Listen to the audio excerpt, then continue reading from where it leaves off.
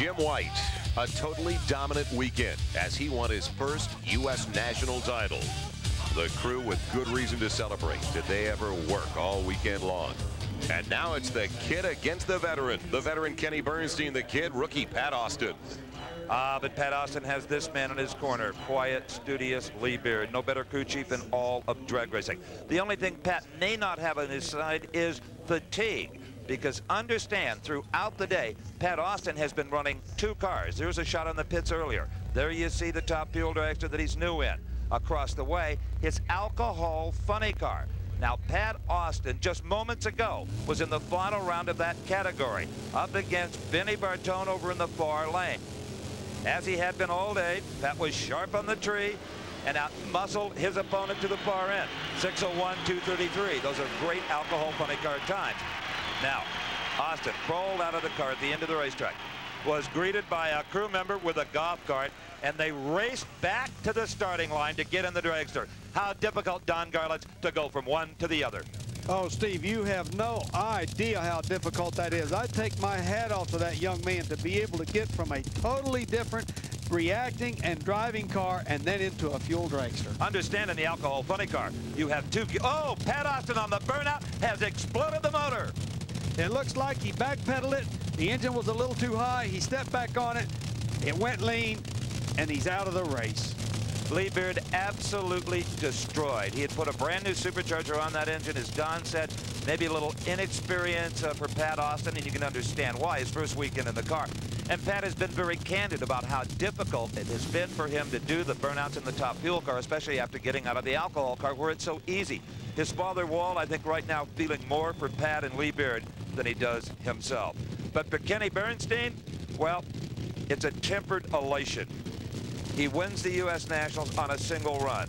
You'd like to win it by an inch with the crowd screaming, but Bernstein will take it any way he can get it, especially in that he has been accumulating points round after round in his hunt to gun down Joe Amato. Kenny Bernstein, the final run of the 5-day U.S. Nationals, and Bernstein goes up in smoke. That even puts salt in the wound of a Pat Austin. Now he knows that all he had to do was stage, and almost anything would have beaten Bernstein. Well, the crew anticipated a real good run out of the Austin car, so they pulled out all the stops. They pulled out too many. And you'll see what the racers call banging the blower right there in the car of Pat Austin. Let's join Don now with the rookie. The throttle response on these fuel cars is just a little more sensitive than an alcohol car, wouldn't you say?